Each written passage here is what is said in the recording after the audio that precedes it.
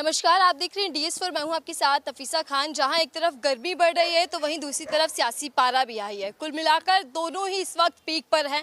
दरअसल पीएम मोदी के एक बयान के बाद ही विवाद खड़ा हो जाता है। राजनीतिक गलियारों में मुजरे शब्द पर अब सियासत भारी हो रही है। पीएम मोदी ने हमला करते हुए विपक्ष पर कहा है कि वो अपना वोट बैंक को लुभाने के लिए, उन्हें खुश करने के लिए मुजरा कर ले जाकर।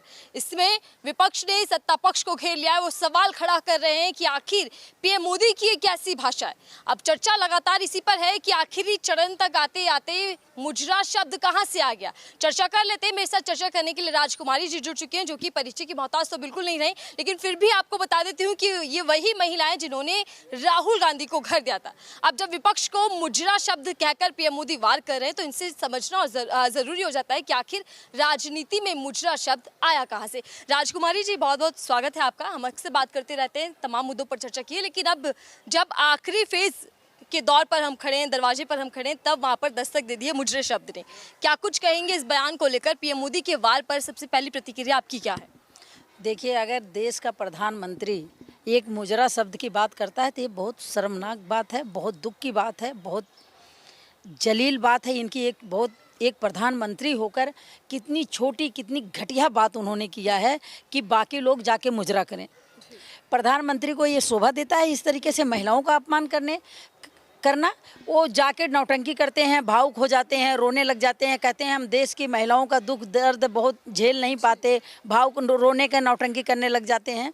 तो प्रधानमंत्री जी जिसको बोल रहे हैं मुजरा करने के लिए, दूसरी पार्टी में भी आपकी ममता बनर्जी मुख्यमंत्री हैं, वो भी एक महिला है, सोनिया गांधी भी महिला हैं, प्रियंका गांधी भी महिला हैं, प्रधानमंत्री के भी कई सारी मंत्री महिला हैं, MLA हैं, MP हैं, निगम पार्षद हैं, सरपंच हैं, प्रधान हैं।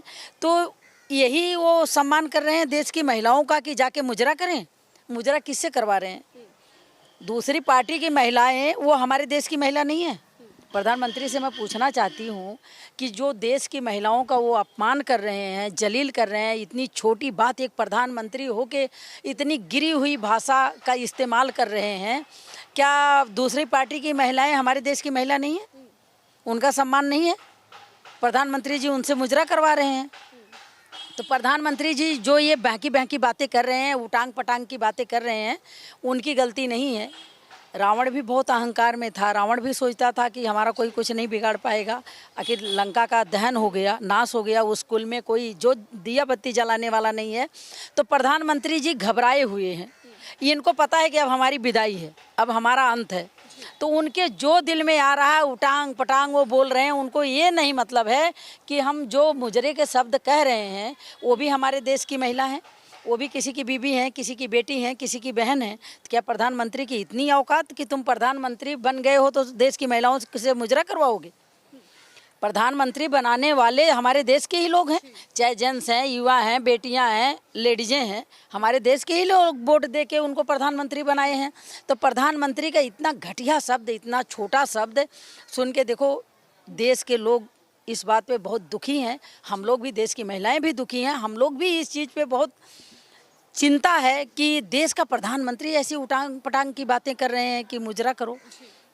एक बात मैं और कहना चाहती हूँ कि अगर एक ज़िला चलाने की बात होती है, जैसे आपका DM हो गया, SDM हो गया, आपका IAS हो गया, IPS हो गया, एक ज़िला चलाने के लिए वो पढ़ाई करते हैं, पेपर देते हैं, इंटरव्यू देते हैं, ट्रेनिंग करते हैं, तब वो एक ज़िला चलाने के काबिल होते हैं, तब वो ज़िला चलाने के लायक माने जाते हैं। ऐसे ही प्रधानमंत्री बना दिया जाएगा तो गंवारों वाली ही भाषा इस्तेमाल करेंगे।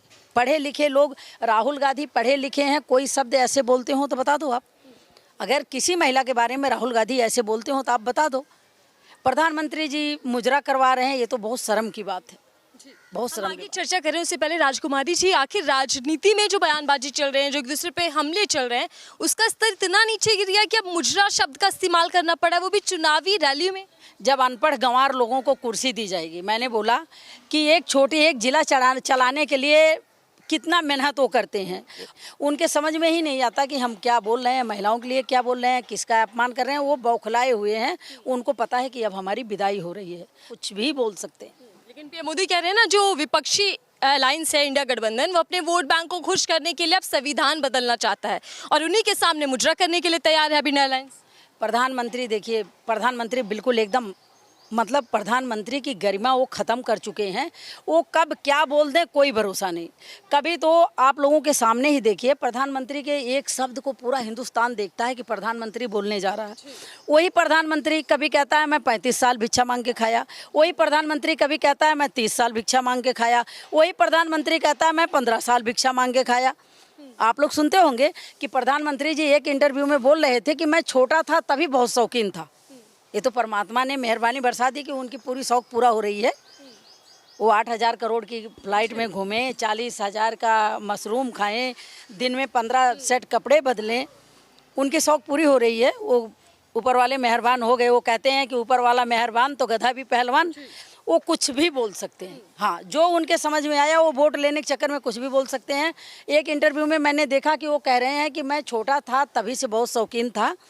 कपड़े तब ये प्रेस की दुकानें नहीं होती थी, तो मैं लोटे में कंडे की आग को जलाता था, लोटे में भर के कपड़े प्रेस करके तो पहनता था। तो जब देश के मंत्री को, जब देश की जनता एक गंवार अनपढ़ ऐसे लोगों को बैठा देगी तो वो कुछ भी कह सकते हैं। किसी की बहन बेटी सेफ नहीं है, कोई महिला सेफ नहीं है, कोई युवा सेफ नहीं है। ऐसा ही होगा। आपने परमात्मा की बात की और आपने बयान भी सुना होगा, पीएम मोदी ने कई इंटरव्यू दिए, उसमें बताया कि मुझे परमात्मा ने भेजा है, वो भी एक मिशन के लिए भेजा है। तो क्या वाकई पीएम मोदी भगवान है? जिस तरीके के बयान सामने, संबित पात्रा ने भी जिस तरीके से कहा था कि जगन्नाथ भी अब भक्त हो चुके हैं मोदी जी के। मोदी जी बोले कि गंगा मैया ने बुलाया, ठीक है। फिर दूसरे इलेक्शन में बोले गंगा मैया ने मुझे गोद ले लिया, ठीक है। देखिए, पहले दो चुनावों की अगर हम बात करें, 2014 फिर 2019, तो पीएम मोदी ने कहा मैं चाय बेचकर आया हूँ, फिर कहा चौकीदार बनकर आया हूँ, और अब वो कह रहे हैं परमात्मा ने भेजा, मिशन के लिए भेजा है।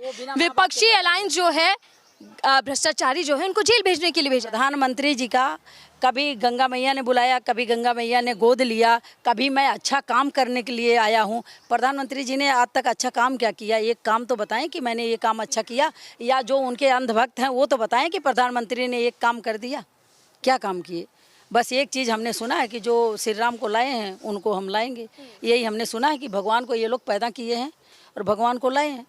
और उसमें कहा जाता है कि मोदी जी भगवान के अवतार भी हैं। हाँ, मोदी जी भगवान के अवतार हैं। मोदी जी की तो ऐसी हालत होगी और ये थैला उठा के किधर जाएंगे पता नहीं चलेगा। वो भीख मांगने वाली इच्छा, जो झूठ बोलते हैं ना कि मैंने चाय बेचा, वो आज तक वो रेलवे स्टेशन नहीं बना था। जब वो चाय बेचे थे वहाँ भी झूठ बना था, रेलवे स्टेशन नहीं बना था। उन्होंने बोला चाय बेचा था, भिक्षा मांगा था, उन्होंने कितना झूठ बोला। तो जब वो जाने लग जाएंगे ना, उनका थैला भी चेक होगा कि इसमें भी तो कोई घोटाला करके नहीं लेके जा रहे हैं, और अब की बार निश्चित है उनकी विदाई पक्की। लेकिन मोदी जी कसम खाते हैं कि नारी शक्ति का अपमान नहीं सहूंगा। वो कसम खाते हैं कि मैं मुस्लिमों को आरक्षण नहीं देने दूंगा, SC ST का जो आरक्षण है वो उनको ही मिलेगा। आज तक समझ में नहीं आया, आप इस देश की नारी नहीं हो क्या? हम इस देश की नारी नहीं है क्या? जिनसे मुजरा करवा रहे हैं वो ये इस देश की नारी नहीं है क्या?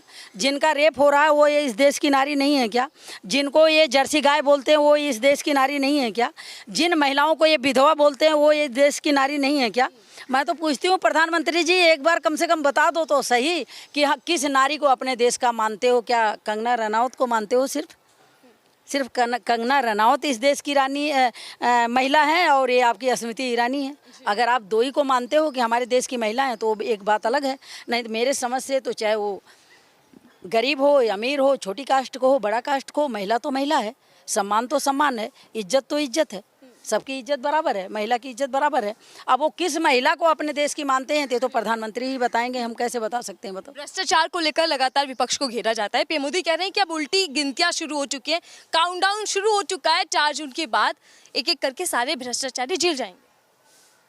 अब भाजपा डराया भी जा रहा है। सुनिए, ये एक खौफ फैलाते हैं कि सारे जेल जाएंगे, ठीक है। इन्होंने लिस्ट बनाई थी जब ये प्रधानमंत्री बने थे पहली बार कि इस लिस्ट में जितने लोग हैं काले धन वाले सबको जेल भेजेंगे। जब वो लिस्ट इन्होंने बनाया तो उस लिस्ट में आधे से ज़्यादा भाजपा के लोग थे। वो लिस्ट ही गायब कर दी गई। आज तक वो लिस्ट सामने नहीं लाई गई कि काले धन का चोर कौन है, भ्रष्टाचारी कौन है। उस लिस्ट को छुपा दिया गया। तो प्रधानमंत्री जी ये भी अपनी इच्छा पूरा कर लें। 4 तारीख को रिजल्ट आ रहा है ना, इनकी विदाई है। देखिए, 5वां चरण जब हुआ था तभी अमित शाह ने, पीएम मोदी ने कह दिया था कि हमारी जीत हो चुकी है, 310 से ज्यादा सीटें हम ले चुके हैं, तो अब 7वां चरण। अमित शाह प्रधानमंत्री जी कह रहे हैं, होम मिनिस्टर देश के कह रहे हैं कि हमारी जीत हो गई, तो वोट किस लिए डलवा रहे हैं? नहीं डलवाना चाहिए, कैंसिल कर देना चाहिए, क्योंकि वो तो जीत चुके हैं, तो क्या जरूरत है वोट डलवाने की। हम तो आज देख रही थी मैं, प्रधानमंत्री जी अमित शाह कह रहे थे कि 400 पार और राहुल बाबा 40। मतलब एक चीज़ मेरी समझ में नहीं आता कि राहुल जी होम मिनिस्टर हैं नहीं, प्रधानमंत्री हैं नहीं, है कोई मिनिस्टर नहीं है, देश वो नहीं चला रहे हैं, सत्ता से बाहर हैं, तो ये सिर्फ राहुल बाबा राहुल बाबा राहुल बाबा राहुल बाबा राहुल बाबा, इससे तो साफ जाहिर है कि राहुल बाबा ने इनके पसीने छुड़ा रखे हैं। शहजादे तैयारियां करें छुट्टियों पर जाने की। शहजादे का स्वागत की तैयारी हो रही है, ये फकीर लोग तैयारी करें जंगलों में जाने की। इन फकीरों से बोलो कि तैयारी करें जंगलों में जाने की, अब इनकी विदाई है, अब ये जंगलों में जाएंगे, भिक्षा मांगेंगे, जो इनकी खुशी है उसको पूरा किया जाएगा, ये भिक्षा मांग के खाएंगे। आखिरी चुनाव बचा है राजकुमारी जी, जो कि 1 जून को होना है, उसको लेकर आंकड़े दोनों ही तरफ से दिए जा रहे हैं कि हम 400 पार जा रहे हैं, उधर कहा जा रहा है आपके जो गठबंधन साथी हैं वो कह रहे हैं कि हम 200 पर लाकर छोड़ देंगे बीजेपी को। क्या लगता है अभी तक के चुनावों में कौन आगे है, किसका जोर चल रहा है? जो बयानबाजी पीएम मोदी की देखने को मिल रही है, क्या वो बौखलाहट भी है? पीएम मोदी वास्तव में 100% बौखलाए हुए हैं। कल हम लोग जहाँ जहाँ गए वहाँ हर एक पब्लिक के मुंह से जो लोग कह रहे हैं ना कि कम वोट पड़ा, तो कम वोट इसीलिए पड़ा कि जो लोग भाजपा के थे, एक तरफा वोट भाजपा को देते थे, नहीं निकले हैं, 50% भी लोग नहीं निकले। और जो गरीब जितने ये वोट पड़े हैं, सब गरीब आदमी डाला है ये राहुल गांधी की नीतियों पे, जो 8,500 रुपये महिलाओं को, गरीब महिलाओं को खाते में आएगा।